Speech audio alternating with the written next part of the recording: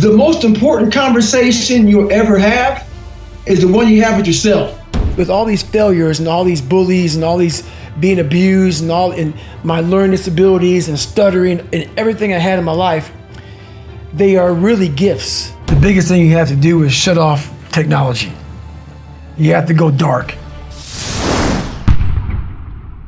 Need motivation? Watch a top 10 with Believe Nation. Top 10, I got a top 10. Got my motivation high for my top 10. Gotta learn from the wise women and men. All my life, like 9 for my top 10. Top 10, 9. This one's for my top 10. Hey, it's Carmichael, and I make these videos because chances are you are the most ambitious person in your circle, but you know you're capable of more, and you get that push by surrounding yourself with the best. So today, let's learn from one of the best, David Goggins, and my take on his top 10 rules of success. Enjoy. Okay, let's kick it off with rule number 1, be mentally strong. The most important conversation you'll ever have is the one you have with yourself. You wake up with it, you walk around with it, you go to bed with it, eventually you act upon it. If life is beating you down, and it's hurting you, and your internal dialogue is, man, life is kicking my ass. Yeah. You know what? When I was in SEAL training, when I was in Ranger school, when I was growing up, I started realizing, man, if you have a can't hurt me mentality, if you're getting bullied like I got bullied, if you're struggling, if you're failing, if you're falling out in life, if your mind is telling you, hey, we're in the fight, we're not going anywhere, you can't hurt me. No matter what you do to me, no matter what you bring on me, no matter how bad life is, I'm going to be right here, standing right in the middle of the ring, and the ring is the ring of life. Yeah. It's just a mantra that you say to yourself, like, hey, you know what, whatever, man, bring it. Bring it. Become very dangerous when you have this idea that you can't be hurt or killed. That's right. Bring it. Rule number 2, go dark. How does someone who's ordinary or listening or watching get more committed, achieve more success? The biggest thing you have to do is shut off technology. You have to go dark. What I mean by that is you have to be quiet in your mind. Get away from people. We love being around people. We love talking. We love parties. We love all that shit. It's okay to be alone. It's also okay to be unhappy. It's okay to be unhappy sometimes, man. It's okay to say, you know what, man, I'm fucked up. So you gotta go to the truth first. Who are you? Get really accountable and say, okay, who am I? What's the truth about me? Get to that dark place in your mind. Figure out, it may take months, it may take years. Figure out your purpose. Figure out what you wanna be in life. And then from there, okay, I have my purpose. It may take a long time. No one knows their purpose because it's too loud. Find your purpose. From there, all right, you gotta start planning. People love the planning phase because it's very comfortable. Then from the planning phase, you gotta go to execution. So the execution phase, what we all hate, because that's where the real work begins, and that's when the failure happens, and the failure. So, but you know, that's kind of how you have to do it. Rule number 3, don't seek balance. Do you think there's, I don't know if balance is the right word, but do you think there is a point in time where you can sit back and say, let me take this in a little bit? I, for a long time, was probably the most unbalanced on the planet Earth. And I took great pride in that. Yeah. It was on purpose. It was on purpose because I knew for me to get to where I wanted to go, where I had to go, there could be no balance. There could be no, well, 8 hours a day, I do this, and then no 9 to 5. No, right? no. It had to be, I'm such in a fucked up spot in my life, I'm such in a dark place, that if I don't dedicate 24 hours a day, 7 days a week, 365 a year to becoming a better human being, it's not gonna happen. Yeah. And so the people who were in my family had to realize, hey, I'm sorry that you may think I'm neglecting you right now, but if I don't fix myself, I won't be good for anybody. So yeah, I became very unbalanced for a long time. Balance is important, but you have to first go to war with yourself. You gotta figure out what you're about and be proud of who you are before you start to get that teeter-totter nice and balanced out. So Yeah, that makes sense. I think if I'm hearing you right, what I hear is that in order to create maybe some of that balance down the road, you have to get a foundation under you. that's right. Right? If you don't have that foundational knowledge of who you are and how you show up and what you're capable of, yeah, it's pretty hard to walk in any sort of balance between work and career and family and all the other things that you have going on. That's right. So if you read my book and you see what goes on, you'll see how many mistakes I make along the way, trying to find balance, trying to find peace in myself, and I f myself all up. I'm having relationships. I'm having, I get a girl, knocked up. She's pregnant. I'm in the worst spot of my life. I don't have a real job. I'm going through SEAL training. I haven't graduated SEAL training. I'm going back through SEAL training for the 3rd time, and now I have a girl that's pregnant. I'm all over the place. I have no money. I have nothing.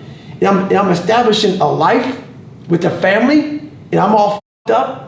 So, a lot of us get in situations where we start establishing all these different things and pop up all these different pop-up boxes, and our life is because we haven't fixed ourselves.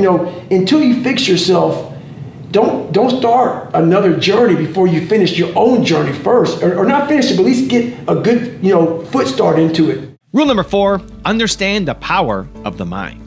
So I'm the only person in the history of Navy SEAL training to go through 3 Hell Weeks in 1 year. Can you explain a little bit what Hell Week is? Yeah, Because no problem. I heard it on your audiobook a lot. Yeah, and it just sounds like a painful moment that very few people are able to handle it. It is a very long, painful moment. So I don't know what week it is, but for me, it was my 3rd week. Mm-hmm. And sometimes it's your 3rd, 4th, or 5th week in Navy SEAL training. Navy SEAL training is 6 months long. And this is like the biggest crucible in Navy SEAL, it probably in all of Special Forces, Special Ops. It's 130 hours of continuous training. And you might get 2 hours of sleep. And the whole idea is you start on Sunday and you end on Friday. You might get 2 hours of sleep. And the whole idea of this training is to get a man and break him down to nothing. And that's where you see what a man's made of. So to make it through 1, most people say, I'm never going back through again. So I was fortunate, God blessed me. So I started looking at these failures as blessings. Because with all these failures and all these bullies and all these being abused and my learning disabilities and stuttering and everything I had in my life, they are really gifts. Yeah. They're gifts. And it's not some psychological babble book that I'm using to say, oh no, my life wasn't that bad. No, my life sucked. But they truly were gifts because all these different trials and tribulations led my mind to where it's at now. So Hell Week, once again, 130 hours. You get 2 hours of sleep maybe, and they beat the shit out of you. Beating like push-ups, sit-ups. And it's near the Pacific Ocean. So you're out in the Pacific Ocean, back in, and that water's freezing.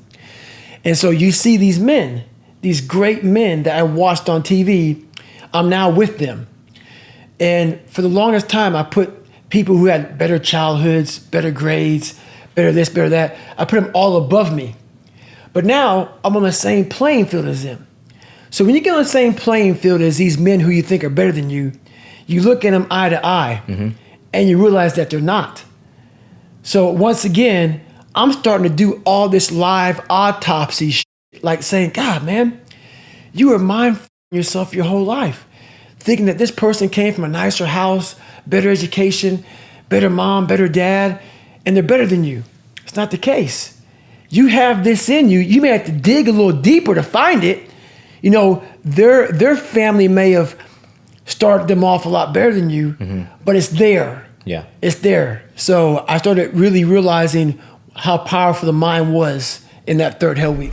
Also, if you want to build more confidence, the science says it can take up to 254 days of consecutive action to successfully build a habit. So I've created a free program for you where every day for 254 days, I will send you an unlisted video to your email, absolutely free, to help you build your confidence. The link to join is in the description below. You will never learn from people if we always tap dance around the truth. It's about what you're saying to yourself, but it also comes with work. So whenever I was getting beat down, physically, mentally, spiritually, whatever I was going through, just saying, I would put, you can't hurt me. You can outwork anybody, no matter how badass they are. Rule number 5, be relentless. Talk to me about why it's important to be not reasonable. Well, the thing about it is that you have to, especially this day and age, there's so much noise and negativity in this world. There's so many things that are attacking us virally, everywhere. Social media, everything is pretty much, a lot of things are against us in life. And a lot of times you may be standing alone. The only voice you may have is your own voice. The only pat on the back may be from yourself. Yeah. And so we are in a world where we're constantly looking for that attaboy. You may not get that attaboy. So if you're not relentless in your pursuit to be the very best person you can, it's not about being like me. It's about being whoever the hell you want to be. You have to have that kind of dog in you to realize I might be out here alone in the street, in the sewer of life, and I got to be able to fight on my own. And that's that's what it's all about, man. It's all about that. You got to be able to be your own motivator. Yeah. To times when there's no, like before a football game, basketball game, everybody's got these headphones on. They're trying to get pumped up. They're trying to get juiced up before the big game. Once those headphones come off, man, what are you saying to yourself? What are you saying to yourself when you get popped in your mouth? And that music's not playing in your ear. So that's the whole thing, man. You got to have an internal flame. And all I am is a kindling. All you need is a little kindling to start a whole big forest fire. So that's what it's all about, man. Rule number 6, overcome yourself. Is there any part of what you do in your day that actually you just really enjoy? It's not overcoming demons or overcoming voices. You just actually think, this just actually makes me happy and I really like it. What's funny about all she's this? sitting over there. Oh yeah. Well, my fiance is one of them. But honestly, what's funny about this is people may hear all this and say, "God, this guy's such a structured guy, talking about demons, getting over things. That sounds like his whole life." It's true, but I'm the most peaceful person on the planet Earth. Even with like the conversation, I gotta go to the gym, I have to do this, I have to do that. Every day I'm winning. Every day I'm winning the other voice in my head. So I'm at peace with myself. The things I do for fun are like me bettering myself. Yeah. I love sports, I love watching sports, but I also love accomplishing and overcoming myself every day. Because every day is a battle. Every day is a battle because your mind wants to choose the path of least resistance. Every day. But you don't become better by ever doing that. You become normal. And I don't want to be normal. So it may not be a life for everybody, but I find a lot of peace in not being normal in my life. Rule number 7, pay the price. I want to show you something I haven't shown anybody before. Oh no, I don't know if we No, I'm not going to show you none of that stuff. So you see these little spots right here in my body? Yeah. You see this? Yep. So basically, these, everybody wonders what happened. Right. These are very small spots. I look like a leopard. All over. They were all over my body. Really? So just to give you some insight. So I've talked about it on several podcasts, but I haven't shown anybody like my leopard skin and what happened. So I can take off I can show you all kind of nastiness, man, but I'm not gonna do that. I can show you my ears, and I'll show you one thing right now. This part right here, you see this little dry spot in my ear? Oh yeah. And if I were to dig in my ear right now, nothing but shit would come out. Really? A whole bunch of crust. I'm taking you there. Why? This is a man's show. That's right. So we're gonna go there. Let's right go now. there. Okay, we're gonna go there. So I don't talk about it on most shows, but what happened was over a period of time of me literally trying to transform myself, and a guy asked me a question yesterday, man. Am I paying now physically for what I put myself in? I said, yeah, I am. But what he doesn't understand was when I was 297 pounds and I was a piece of shit, I wasn't going anywhere in life.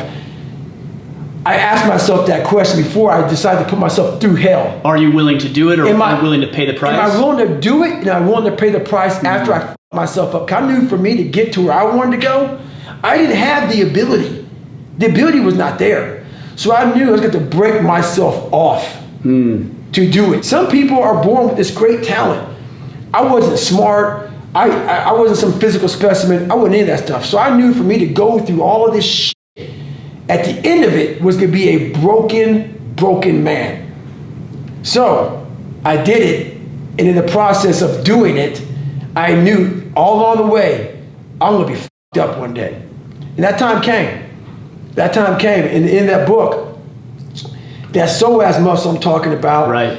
literally from me being in that fight or flight mode and pushing way beyond what I thought was even possible. I kept on finding new limits as I was going on this journey.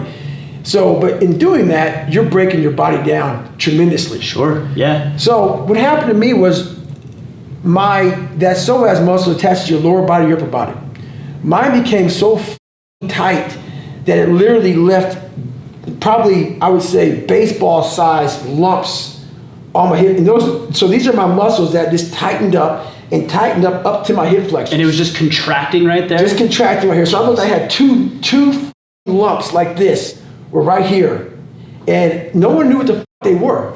And on the back of my head, I had a big lump on it. And you can kind of see it now. Oh, right, yeah, I can. But it used to be an extra 1.5 inches. Really? So this is where my sickness was coming from. So the doctors gave me all kind of medication, and slowly but surely I kept on getting worse and worse and worse. Because you were going through the same type of training at this point, or were you hung up at this point? So at this time, I'd already done like 19 years in the military. Yeah. I had done all these ultra races and all this other shit. So I had gone through the gamut. But no one knew that every time I got to the start line of an ultra race, I was broken at the start line. So I didn't go to this ultra race like, oh, I'm healthy, I'm ready to go, I'm all juiced You were up. feeling awesome. No, I went to start line of every damn race I ever did, broken. A lot of times I went to start line with stress fractures, compression tape on. If you look at me in that bad water tape, in my first bad water, you can see at the end of bad water, there's a video before I get interviewed, and they're taking off the compression tape. I had that in the start line of the damn race. You started with So my mentality was animalistic. It was something that it was barbarian type of like a mentality. So, but that cost me. It cost me a lot. But and that's what happened to my body. My body slowly started to literally choke itself out. So I lost 2 inches of my height due to that psoas muscle that's attached to your T12, just gripping down. So what you see here, all these little leopard spots on my body, is basically, as I started opening my body back up, infection and shit started coming out everywhere. So I got to the point, and I hid it from the SEAL teams for a long time. The last 2 years as a Navy SEAL, I couldn't Valsalva, which is clearing your ears to go underwater. Yeah, that depth was probably tough. But luckily, we were diving Draeger systems, so you only go like 15, 20 feet. But still, at 15, 20 feet, you still got to equalize and get your Valsalva. So I was literally just busting my eardrums out to go down because all that earwax that's now coming up, I got so tight, my traps and everything shut off my eustachian tubes. So whenever the doctors would go, they'd go, hey, doc, I cannot clear my ears. They would go in and check my eardrum, and they'd be like, you have the cleanest ears I've ever seen in my life. You don't have any earwax. Why? The shit was trapped and cut off. So the second I opened all this shit up, and my fiance would tell you, it's the grossest shit. It just comes out like for 2.5 years now. Because it's been backed up in there. It's just, it's a sick, and then the leopard spot, so I open something up, and infection. It's something that I could write a whole fucking book about. But now after 5 years of doing this shit, I am in the best shape of my entire life because my body, even going into SEAL training, because my childhood was so messed up. Yeah. And that psoas muscle starts to get tight then, that I went into SEAL training really out of shape, or as far as my health. Sure. And I would tape it up. My mentality was tape it up, man. I just taped it up and kept on going in it. And I paid the man, but it was worth it. Rule number 8, believe in yourself. I'm all about team. I'm not a selfish person. Yeah. But I've been a lot of scenarios in life, man, where my whole team, like going through Hell Week, there's 6 people in a boat crew. There were several times where everybody, even including myself, we were all miserable. And no one was motivating anybody. It was every man for himself. You're all in your own mind. You're miserable. You're cold. You don't want to be there anymore. And I realized I got to step up. So in all these endurance races I do, a lot of times in life, you're at home by yourself, living in your pile of shit. And that's the woe is me, poopy pants mentality that we have. A lot of times there's no team around you. There just isn't. Yeah. Because people have their own problems. Yeah, exactly. People have their own issues. Yeah. So I'm not saying don't have a great support group around you. Yeah, I get it. No, I get it. But you just said something that's really important, because sometimes the team around you is all f***ed up too. That's right. You cannot continue to lean on people all the time. And a lot of us say, well, oh, Tom, Mary, Sarah, John, they're going to pick me up today. You can't have that mentality. Yeah. You got to believe that you are the one that's going to be picking them up. Rule number 9, keep fighting. Life beat me the up bad. I mean, I was knocked out in the 12th round of a 15 round, heavyweight bout. I was knocked out. But what happened was in the 12th round, when the challenger turned his back on me, I was getting the fuck up. And I got up and won the next 3 rounds and knocked that motherfucker out in the 15th round. So that's my mind about can't hurt me. I was hurt, man. Like literally, I had to overcome so much those first 26 years of my life, and I still do every day today. It's not over. No. But the mentality of can't hurt me is just that. No matter what's in front of you, man, you have to face, you have to confront, you have to overcome and move forward. So my father, some of the kids that bullied me, my learning disabilities, all these things I went through in life, stuttering, has so many different issues, failing and failing and failing. I had to overcome them, or they would have overcame me. And rule number 10, the last one before a very special bonus clip, is use your insecurities as strength. Once you got out of high school, like what moment in life was it when you just said, like, F with this, like I'm gonna work on? Did you work on all your weaknesses? Oh, yes. You changed yourself, right? Because I saw the picture before. I was fat. Before, yeah. Right. And now you look so healthy, so fit. You look like a perfect human being. Well, what happened was, so when I graduated high school, I finally graduated. I finally passed the military entrance exam, the ASVAB. Yeah. I wanted to be an Air Force pararescueman, and I won't get deep into that, but I failed miserably at that. So I went from 175 pounds out of high school to 297 pounds within a 4-year period. So basically, I'm about 22 years old now, about 22 years old. I'm 297 pounds. I'm out of the Air Force, and my job is I'm spraying for cockroaches at a company called Ecolab. So I'm making $1,000 a month, and my job is from 11 o'clock at night to 7 o'clock in the morning to go around and spray for cockroaches. So every night for 6 months, I'm doing this job. So I finally get home one night, and trust me, it wasn't like overnight this happened. You're haunted by the mere fact that you're a piece of shit every day. And people who don't think that, you're lying to yourself. You are lying. So every day of my life, I'm haunted by my father, the kids that bullied me, my own insecurities. All these things were this roosting in the back of my head. So I'd be driving home at like 7 o'clock in the morning from an all-night shift, and all alone in my truck, and I'd be thinking, what the fuck, man? My life is hell. So one day I came home, and I always come home and watch TV, and this show was on with like Navy SEALs. Yeah. And I'm afraid of the water, terrified of the water. I sink like a rock. So I'm sitting there watching these guys going through Navy SEAL training, and I'm like, and I saw what I believed how a man should feel, very, have pride and dignity in himself. Yeah. So like, I gotta change myself. So literally I sat down on the couch and watched these guys going through SEAL training, and I went through my own mental checklist of how f***ed up I am and how many things I would have to change just to get an opportunity to try out for something like that. Have to get smarter, have to get fit, have to lose weight, have to do all these things, start running, swimming, everything. So I finally get to a point where I get the courage to go to a recruiter and say, hey, I want to go try to do this. But when you're 297 pounds and you're gonna go try to be one of the fittest people in the world, you get laughed at. So I got laughed at a lot. But in this process was actually hardening my mind. All the laughter, because the laughter used to make me cower. Now I realize that I can no longer hide from my insecurities, hide from all these fears. I had to start wearing them. I had to start talking about them. I had to start being vulnerable because I was always afraid of them. So here I am now. I'm facing them. I finally find a recruiter that says, hey, we'll take you in. And he says, you have less than 3 months to lose 106 pounds. I'm like, that's impossible. So that was my mindset. But I was like, hey, I can't have that kind of mindset. So I went to the dungeon and started using all my insecurities as strength.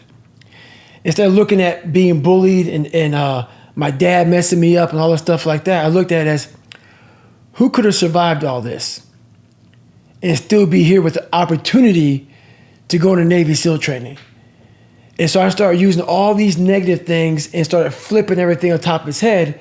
Instead of saying, woe is me, kicking rocks, head down in the dirt, I started saying, there's not a motherfucker on the planet who would have this opportunity coming from where I came from. They would be a statistic. So I started looking at it as power versus like big time defeat.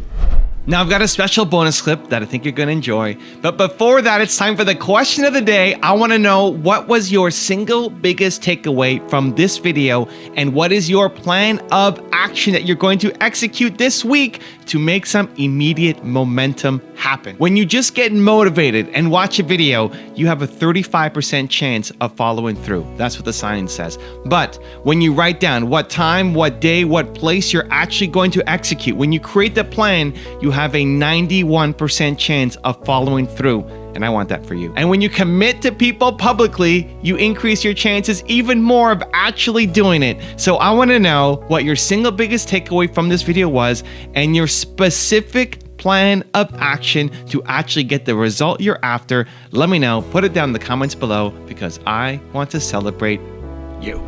This might be a weird question, but are you grateful for those times? You know, the times with your father, all the hardship, all the trial. Like, how do you view that stuff now that you feel like you've overcome that and become something new entirely?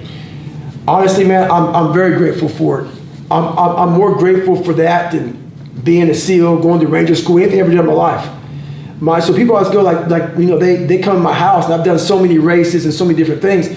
I don't have an I love me wall. You walk in my house, it's like you see the decorations on the wall of what my fiance has done. There's nothing about me. And they go, why is that, man? You've done so much in your life.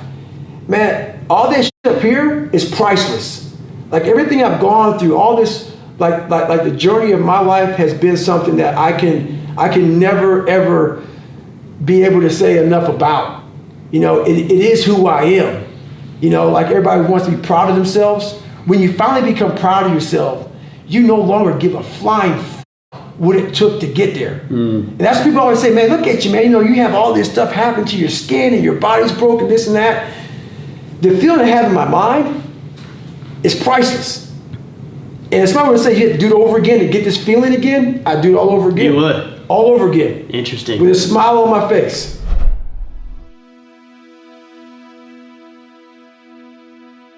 If you want to change your life in the next 30 days for free, check out my training right here below. Or if you want 10 more awesome rules from David Goggins, check out the video right there next to me. I think you'll enjoy them. Continue to believe, and I'll see you there.